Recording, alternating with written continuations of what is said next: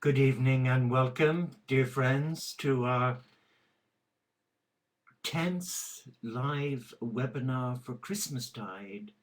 And it's good to welcome Margaret and Victor, who've logged in, and for the many who've not logged in, you're more than welcome. It's Sunday evening here in Cumbria, and it's raining cats and dogs, as we say, so I hope you're nice and comfortable where you are. So we begin by listening to a piece of music, and I'm sure you'll recognize it when I play it. Here we go. What color is the wind, Daddy? Is it yellow, red, or blue? When he's playing with my hair, Daddy, does he do the same to you? When he's dying, does his color fade? Is it gentle breeze, a lighter shade? Just like his friend, the sea, the wind feels blue to me. When the blackbird starts to sing, Daddy, do the flowers hear him too? When he's pouring out his heart, Daddy, tell me, what do roses do? Do they cast their scent upon the air?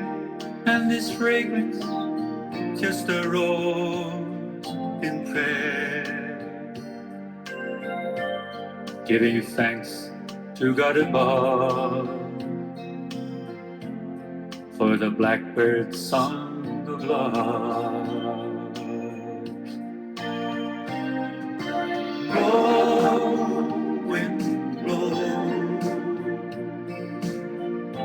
wild and free.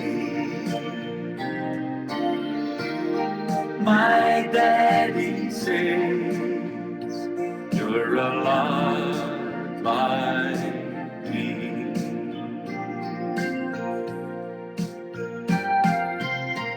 I know each color, its shape and size. I've seen them all with my daddy's eyes. I know that grass is green, Daddy. I've touched it with my toes.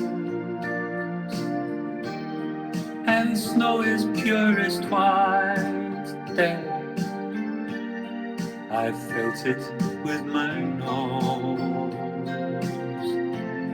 But my favorite color has to be the color of your love for me. And Daddy, I've been told that love is always gold. Blow, wind, blow, wild and free. My daddy says you're a lot like me. My daddy says you're a lot like me. What color is the wind? Did you like that? What color is the wind? Well, this evening we're going to read from the two, from Francis of Assisi and Henry J.M. Ewan. And we'll come to Francis first, and he shares this, opening ourselves to the humility of Christ in the Eucharist. And he says, let everyone be struck with fear. Let the whole world tremble, and let the heavens exult when Christ, the Son of the living God, is present on the altar in the hands of a priest. O wonderful loftiness and stupendous dignity, O sublime humility! The Lord of the universe, God and the Son of God, so humbles himself that for our salvation he hides himself under an ordinary piece of bread. Brothers, look at the humility of God and pour out your hearts before him. Humble yourselves that you may be exalted by him. Hold back nothing of yourselves for yourself, that he who gives himself totally to you may receive you totally. And he gives us a quote from John's Gospel, chapter 15, verse 4 to 5. Abide in me as I abide in you. Just as the branch cannot bear fruit by itself unless it abides in the vine, neither can you unless you abide in me. I am the vine, you are the branches. Those who abide in me and I in them bear much fruit, because apart from me, you can do nothing. And he shares with us a beautiful prayer. Lord Jesus, through the Eucharist, lead me to the true life that is found in giving of myself for others, as you gave of yourself for humankind. And we come to John Henry Newman, and he talks about the discipline of generosity. And he says, in order to become like the Father, Mother, God, I must be as generous as the Father, Mother, God is generous. Every time I take a step in the direction of generosity, I know that I am moving from fear to love. But these steps, certainly at first, are hard to take because there are so many emotions and feelings that hold me back from freely giving. Why should I give energy, time, money, and yes, even attention to someone who has offended me? Still, the truth is that, in a spiritual sense, the one who has offended me belongs to my kin, my gen. The word generosity includes the term gen, which we also find in the words gender. And the Greek genos refers to our being of one kind. Generosity is a giving that comes from the knowledge of that intimate bond. True generosity is acting on the truth, not the feeling, that those I am asked to forgive are kinfolk and belong to my family. And interestingly, he draws our attention to one of the Psalms, and it's Psalm 37. And it's called The Goodness of the Righteous. Be still before the Lord and wait patiently for him. Do not fret over those who prosper in their way, over those who carry out evil devices. Refrain from anger and forsake wrath. Do not fret. It leads only to evil. For the wicked shall be cut off, but those who wait for the Lord shall inherit the land. Better is a little than the righteous person has, than the abundance of many wicked. The wicked borrow and do not pay back, but the righteous are generous and they keep giving. Let's stay with that for a moment and just reflect and be still in our heart. Be still in our heart and just sense the peace of God. Speak to us. Maybe there's something there that we've read this evening that is saying something to us.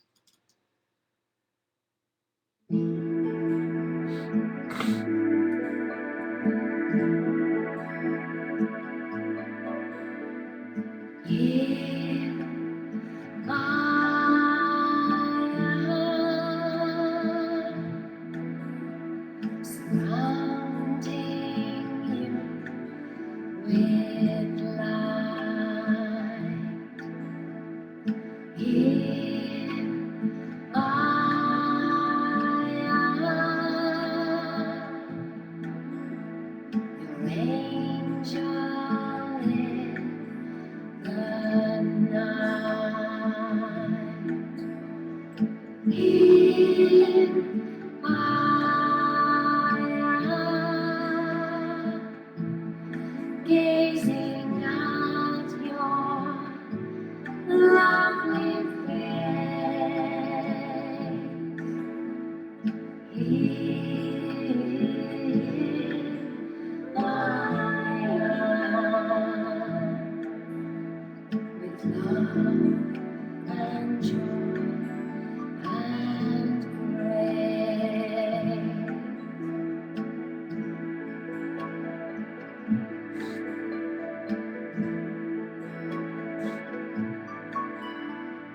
Here you are, beautiful and bright. Here you are, shining in the light. Here you are, cradled in my arms. Here you are, safe inside my heart.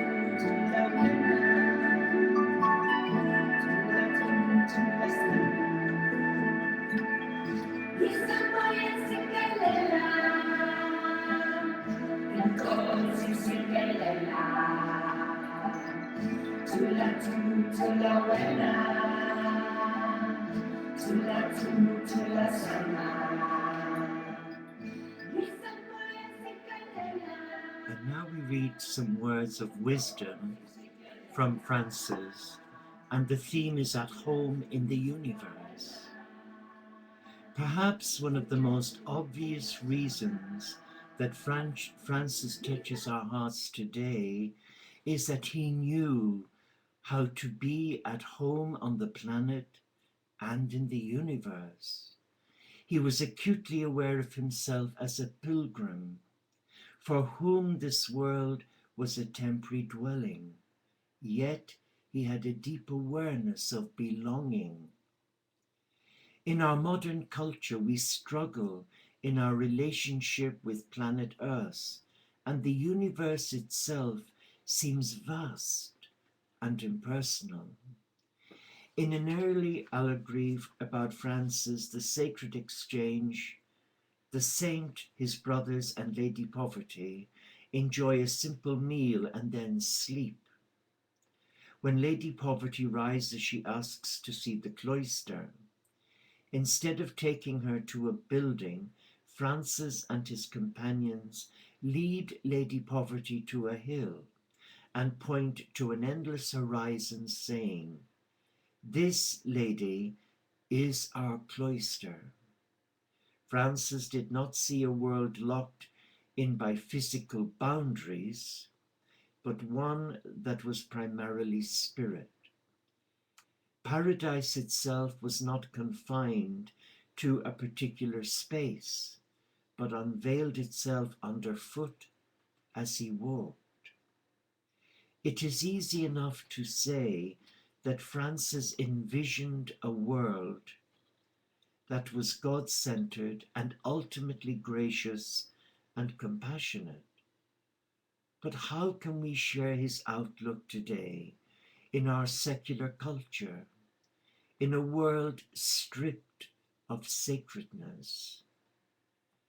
In his biography of Francis, St. Bonaventure begins a chapter on the saint's relationship with the natural world, with a reference to piety.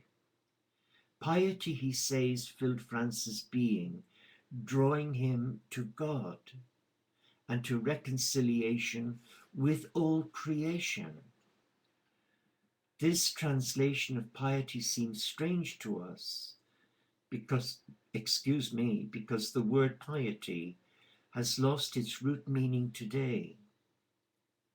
It originates in the Latin pietas and refers to love, affection, devotion. It is the attitude shared by family members toward one another. Piety includes the devotion between husband and wife, the love of brothers and sisters for each other, and the affection between children and parents. It also extends to our beloved animals, land, building, tools, and all that encompass the life of a household. Fundamentally, the Latin pietas implies a profound sense of being at home, comfortable and at peace, because you feel a connection with the world around you. Because Francis dedicated his life to God above all else, his household included all beings under God's roof. In other words, humanity, all creatures, planet Earth, and the universe. His ministry, too, extended to animals, plants, earth, and sky. If we nurture our relationship with the living God, the Trinity, as Francis did, we will know love and peace at the center of our hearts and at the center of our physical reality. We will also find ourselves at home. We will look at people, plants, stars, fields, and animals, and the warmth of love will fill our hearts. Our response will be one of reverence and gratitude. Remembering what it means to be at home ourselves, we remain aware that all things share the same home. From the visionary solitude of his hermitage, Thomas Merton admitted, that the universe is my home and I am nothing if not part of it. And the challenge that's put to us tonight is, do we feel at home in our immediate family? How far does our sense of home extend? Whom and what does it embrace? Whom and what does it embrace?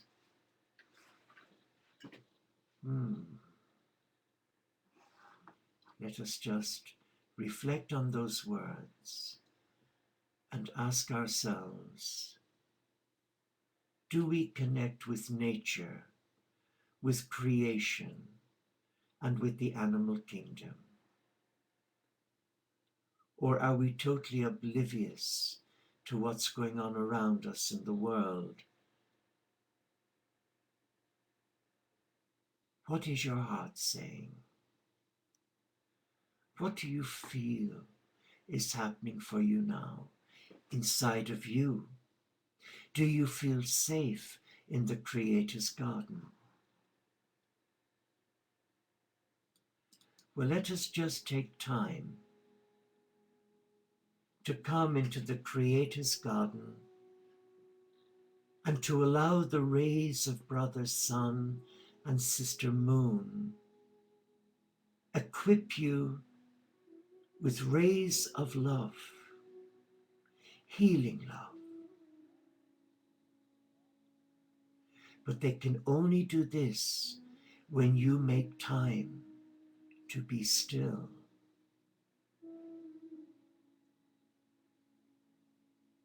To be still within your mind, within your body and your spirit.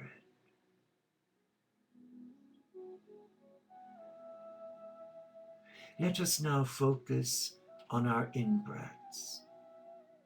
As we breathe in, let us breathe in the love that is all around us. And we hold that breath. And in our out-breath, we release any anger that we may have to ourselves. And we release that anger to Mother Earth.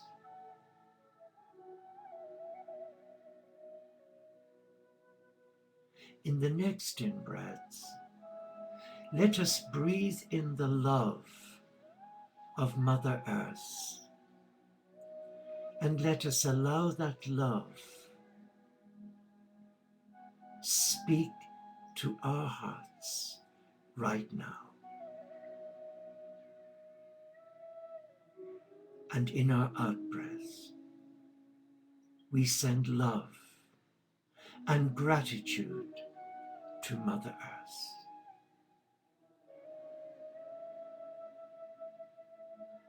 And in our final in-breath, let us breathe in the love that the universe has for you and for me. And in our out-breath, let us blow love to ourselves and to each other. But first we breathe it to ourselves.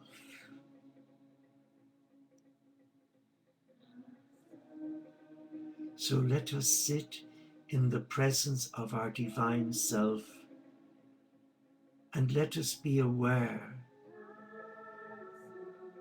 that we are not a nobody, that we are a somebody in God's creation.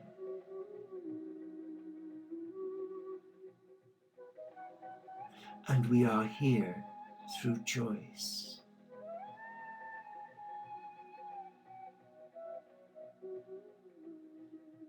And just relax and feel safe in your surroundings.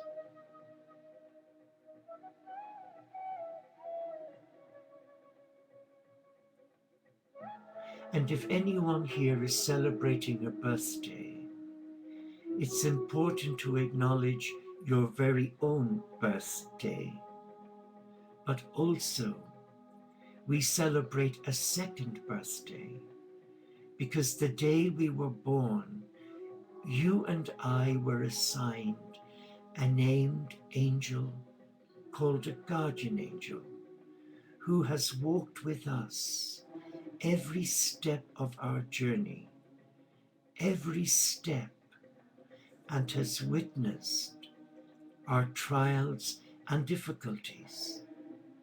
So when we celebrate our birthday, we are celebrating the birthday of our named guardian angel. And on such a day, if we're near a woodland or where there are trees, and we make time to sit and be still, then we are given the assurance that when we call on our guardian angel to come to us, they come. And they usually reveal the face of God. Remember that. And that's their gift to you, their birthday gift to you.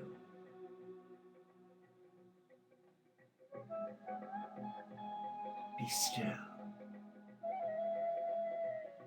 Be still and know that you truly are loved and that creation wishes to dance with you, that creation wishes to celebrate with your love, and invites you now to release love to the four corners of the earth where there is disquiet, where there is war, tension, and where the children of God are experiencing hatred from one's fellow man. So let us now take a final in-breath and breathe in the love of God, of Mother Earth and creation, and hold it, and in our out-breath, let us blow this love to the four corners of the world. And those who are not of the light and who are struggling, let the light of your love and mine empower them come back to their heart center.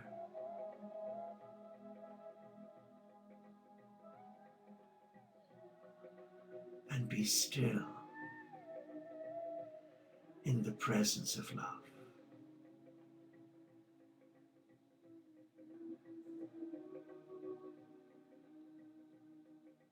And sense the peace of that love.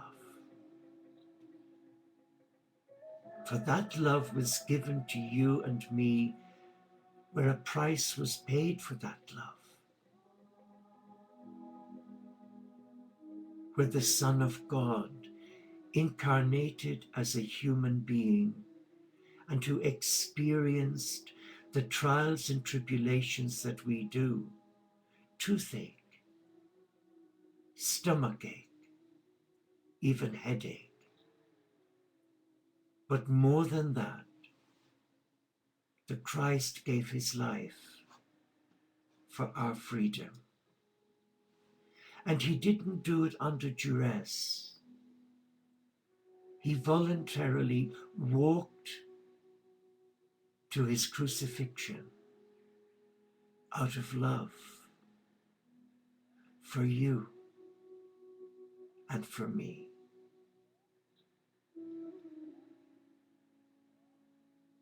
But he showed his weakness and his vulnerability to empower you and me feel safe in our relationship with him, when in the Garden of Gethsemane, the pain, the emotional and mental anguish was so great that he sweated blood.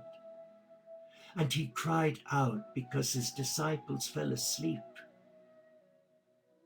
Father, take this cup from me. He was saying, this is too great a sacrifice. I cannot endure this. But then he said, not my will, but thine be done. So if we're having a her day, or we're having a blip, and we're feeling sorry for ourselves, sometimes it's good to remind ourselves how blessed are we, how blessed are we. For our teacher demonstrated selfless love. He demonstrated the discipline of gratitude and never took anything for granted, unlike many today, where the word thank you doesn't seem to appear in their vocabulary. It's as if we're living in a new generation of take me, of takers, people who find it hard to give, to share, because they're wrapped up in a mindset of I want, I will have, I will get. And it takes real courage to be disciplined in gratitude and not to allow others influence our generosity of spirit. Be still and let us give thanks to God from the many gifts that you and I have received.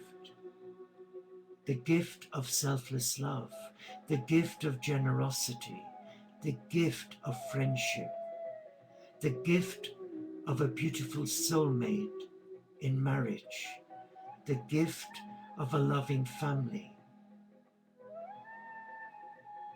the gift of being loved not for what we do, but for who we are as a child of God.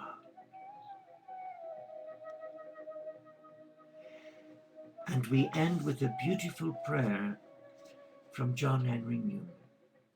Lord, you were given to the world by your Father, Mother God, whose gift is beyond all generosity.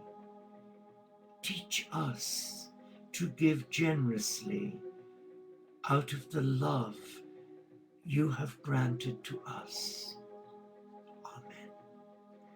And he shares with us a Christmas action.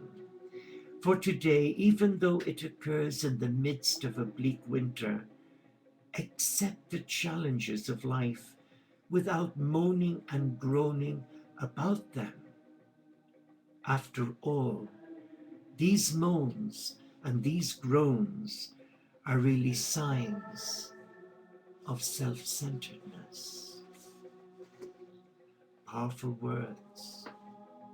So let us reflect on them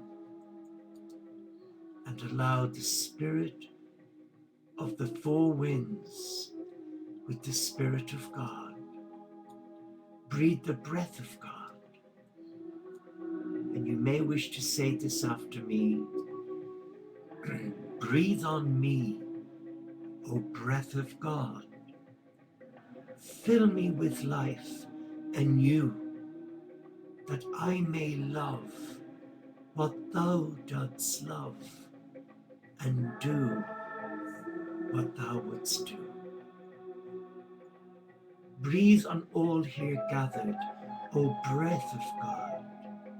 Fill each one of us with life anew, that we might love what thou dost love, and do what thou wouldst do. Thank you for being here this Sunday evening, and I wish you a blessed night. Namaste, Shalom, Inshallah, Paxet Bonum, OmShanti, Sola di Caritas, Salam Alaikum, peace.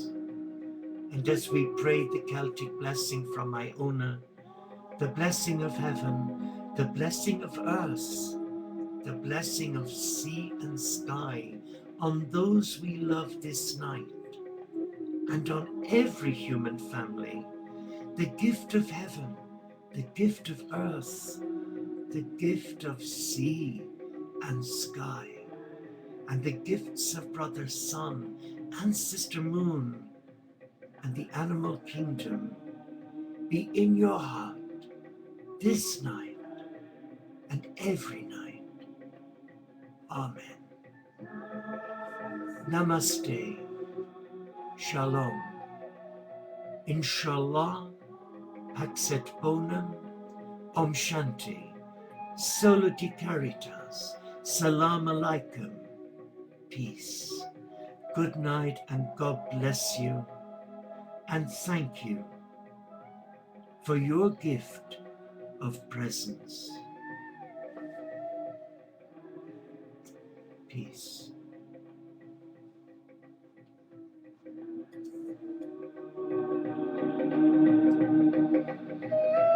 Ah.